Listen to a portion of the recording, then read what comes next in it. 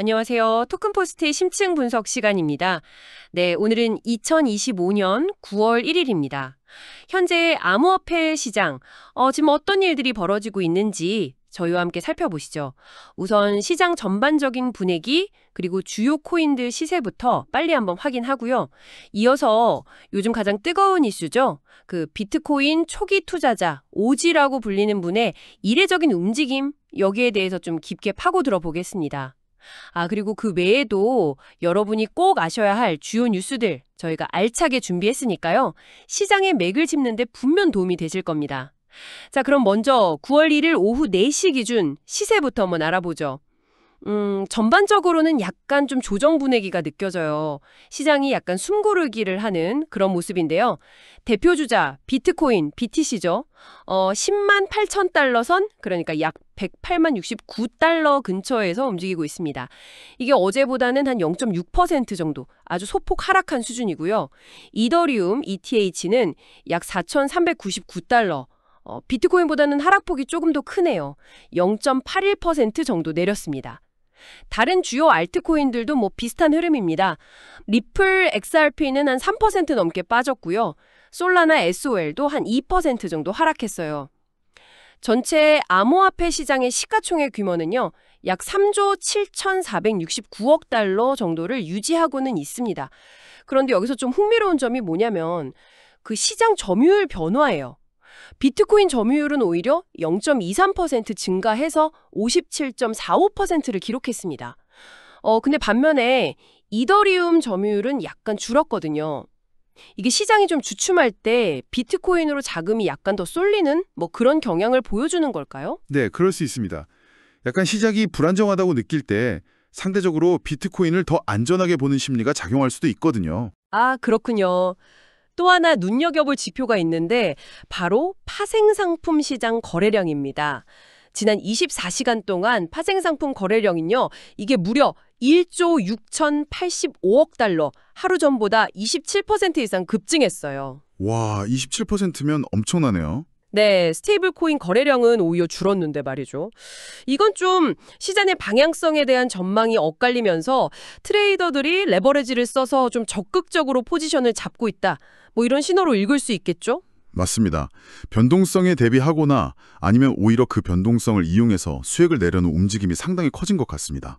좀 활발해진 거죠, 시장이? 네, 그런 것 같네요.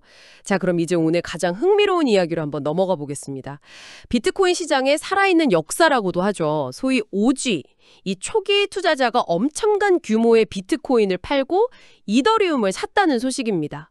이게 온체인 데이터를 추적하는 루콘체인의 분석인데요. 이 투자자가 탈중앙화 거래소, DX죠. 하이퍼리퀴드라는 곳에서 단 4시간 만에 2,000 BTC, 이게 현재 가치로 따지면 무려 2억 1,500만 달러, 우리 돈으로 하면 2천억 원이 훌쩍 넘는 그런 비트코인을 매도했다는 겁니다. 이야, 4시간 만에요? 대단하네요. 네, 그리고 그 돈으로 이더리움, ETH를 샀는데 무려 48,942 ETH는 매수했다고 합니다. 이걸로 이제 이 주소가 보유한 이더리움은 총 88만 개가 넘고요. 가치로는 40억 달러, 거의 5조 원에 육박하게 됐습니다. 정말 입이 떡 벌어지는 규모인데 이 움직임 어떻게 봐야 할까요? 네, 이건 정말 여러 각도에서 해석해 볼 만한 사건입니다. 그냥 단순하게 자산 옮겼네 이렇게 보기에는 좀 중요한 포인트가 몇 가지 있어요. 첫째는 말씀하신 대로 이 움직인 조체가 그냥 돈 많은 고래가 아니라 오지, 그러니까 아주 오랫동안 비트코인을 믿고 보유해온 어떻게 보면 상징적인 인물이라는 점이죠. 네, 그렇죠. 상징성. 둘째는 역시 그 규모입니다. 수억 달러 단위의 이동은 시장에 던지는 메시지가 당연히 클 수밖에 없고요. 그리고 셋째는 거래 방식인데 왜 하필 중앙화 거래소, CX가 아니고 탈중앙화 거래소, 그것도 하이퍼리퀴드라는 좀 파생상품 전문 DX로 알려진 곳을 이용했을까 하는 점입니다. 이게 좀 흥미로워요. 맞아요. 사실 그 정도 규모면 보통 CX에 있는 그 장외 거래, OTC 데스크를 이용하는 게 일반적이지 않나 싶은데 굳이 DX를 택한 이유가 뭘까요? 혹시 시장 충격을 좀 최소화하려고 했던 걸까요? 네, 그게 아마 가장 유력한 이유 중 하나일 겁니다. DX, 특히 하이퍼리퀴드 같은 경우는 오더북 기반이 아니라 가상 유동성 모델, VAMM 같은 걸 쓰잖아요. 네네. 이런 플랫폼에서는 대규모 거래가 CX 오더북에 직접적으로 가격 충격을 주는 것보다는 아무래도 좀 덜할 수가 있습니다. 그러니까 조용히 그리고 좀 효율적으로 원하는 물량을 확보하려는 그런 전략이었을 가능성이 높죠. 또 뭐랄까 거래 상대방 위험, 그 카운터파티 리스크 없이 P2P 방식으로 거래하려는 의도도 있었을 수 있고요. 거래 내역 자체는 물론 온체인에 투명하게 남지만 그 거래를 실행하는 과정에서 즉각적인 시장 파급력은 좀 줄이려는 계장이 깔렸다고 봐야겠죠. 그렇군요. 상당히 전략적인 움직임이었네요. 그럼 이 오지는 왜 비트코인을 팔고 이더리움을 선택했을까요? 이게 그냥 단순한 포트폴리오 다변화 강도로 봐야 할지 아니면 정말 이더리움의 미래를 더 밝게 보는 걸까요? 특히 그 이더리움 현물 ETF 승인 이후라는 이 시점도 좀 의미심장하게 느껴지는데요. 정확합니다. 시점이 아주 중요하죠. 이더리움 현물 ETF 승인 이후에 이제 막 기관 자금 유입에 대한 기대감이 높아지고 있는 그런 상황에서 나온 움직임이라는 점, 이게 핵심입니다. 이 오지는 비트코인으로 이미 엄청난 수익을 거뒀을 가능성이 높잖아요. 그렇죠. 그러니까 이제 다음 성장 동력으로 이더리움을 좀 주목했을 가능성이 충분히 있습니다. 예를 들어 이더리움 2.0 업그레이드라든지 아니면 디파이 생태계 확장성 같은 이더리움 자체의 펀더멘탈 개선에 대한 기대감도 작용했을 수 있고요. 그러니까 단순히 위험 분산 차원을 넘어서 앞으로 자산 가치 상승률 면에서는 비트코인보다 이더리움이 더 매력적이다. 이렇게 판단했을 수 있다는 거죠. 와, 흔히 스마트머니라고 불리는 이 오지의 판단이 다른 투자자들에게도 좀 영향을 줄 수 있겠네요. 물론 이 한 건의 거래로 시장 전체 판도가 바뀐다고 보긴 어렵겠지만 그래도 상징적 의미는 확실히 커 보입니다. 맞습니다. 시장 참여자들의 그 심리에 미치는 영향은 절대 무시할 수 없어요. 어떻게 보면 비트코인 맥시멀리스트일 수도 있는 그런 초기 투자자마저 이더리움으로 눈을 돌린다는 시그널은 특히 기관 투자자들한테는 이제 이더리움에도 본격적으로 좀 주목해야 할 때인가? 라는 메시지를 줄 수 있거든요. 네네. 물론 이게 정말로 비트코인 대비 이더리움의 장기적인 상대 강세를 예고하는 전조인지 아니면 그냥 이 특정 오지만의 독특한 상황이나 전략에 따른 것인지는 좀 시간을 두고 더 많은 데이터를 확인하면서 판단해야 할 문제입니다.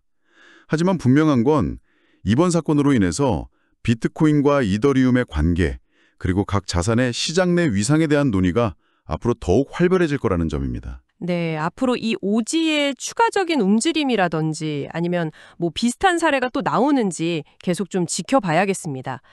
자, 그럼 이어서 다른 주요 뉴스들도 빠르게 한번 살펴보겠습니다. 첫 소식은 좀 안타깝게도 보안 관련 이슈입니다. 블록체인 보안업체 팩실드 보고서인데요. 지난 8월 한 달간 암호화폐 관련 해킹 및 사기 피해액이 무려 1억 6,300만 달러에 달한다고 합니다. 이게 7월보다 15%나 증가한 수치예요.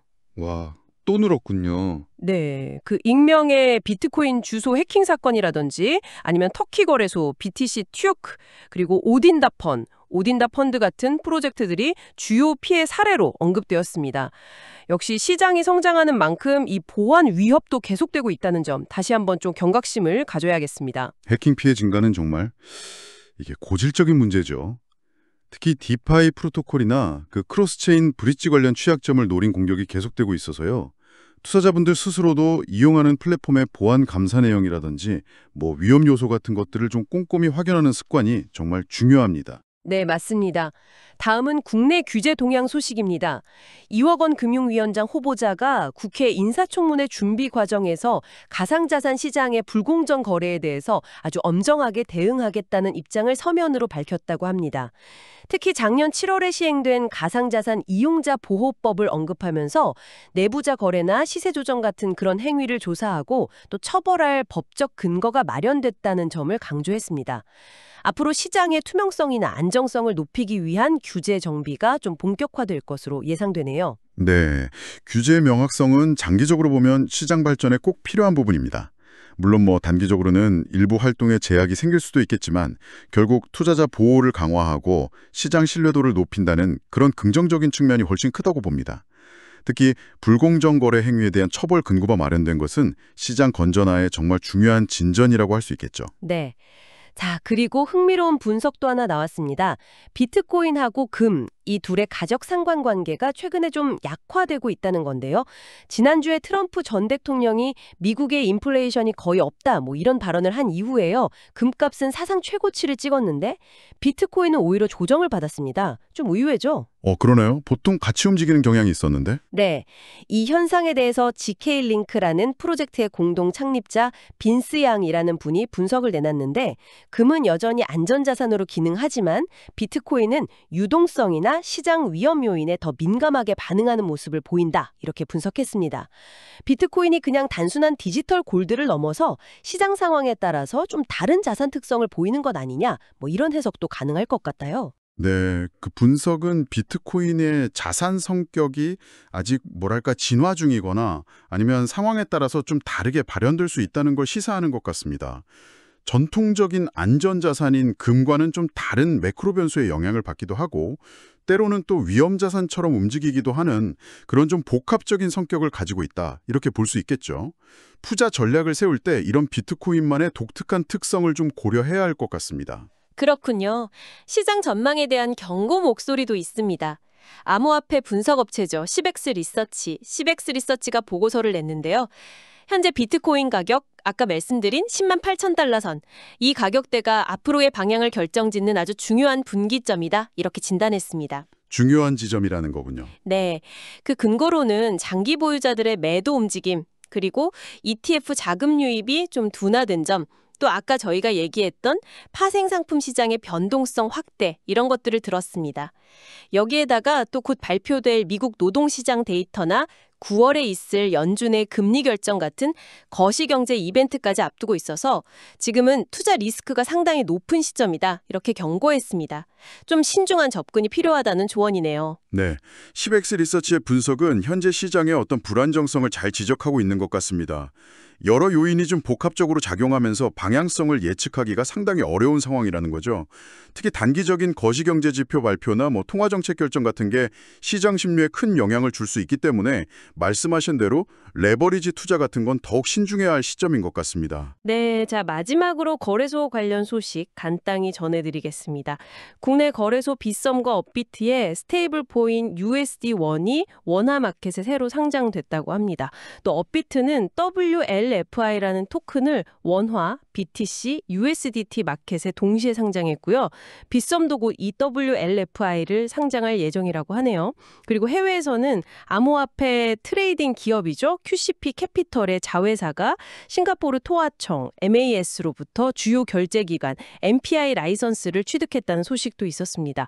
이 라이선스가 싱가포르에서 좀 상당한 규모의 결제 서비스를 운영하기 위해 필요한 중요한 자격이라고 하네요. 네, 오늘 여러 소식들을 쭉 종합해보면요. 시장은 여전히 좀 변화와 불확실성 속에서 길을 찾아가는 그런 과정에 있는 것 같습니다. 특히 저희가 초반에 좀 집중적으로 다뤘던 그 비트코인 오지의 대규모 이더리움 매집, 이건 참 많은 생각을 하게 만들죠. 이게 단순히 한 개인의 어떤 성공적인 포트폴리오 조정일까요? 아니면 우리가 좀 주목해야 할 더 큰 흐름, 예를 들면 디지털 자산 시장의 무게중심 이동이라든지 아니면 가치평가 기준의 변화 같은 것을 암시하는 어떤 신호탄일까요? 지금 시장은 이더리움 ETF 이후의 자금 흐름, 그리고 끊임없이 발표되는 경제 지표들, 또 점점 구체화되는 각국의 규제라는 이런 여러 퍼즐 조각들이 좀 맞춰지고 있는 굉장히 복잡한 상황입니다. 이런 어떻게 보면 안개 속 같은 상황에서 오늘 저희가 살펴본 그 오지의 선택은 우리에게 좀 질문에 던지는 것 같아요. 앞으로 펼쳐질 이 새로운 국면에서 여러분께서는 어떤 자산에 내재된 가능성에 더 주목하고 계신가요? 그리고 그 가능성이 현실화될 것이라는 믿음을 어떤 데이터나 분석을 통해서 확인하고 싶으신가요?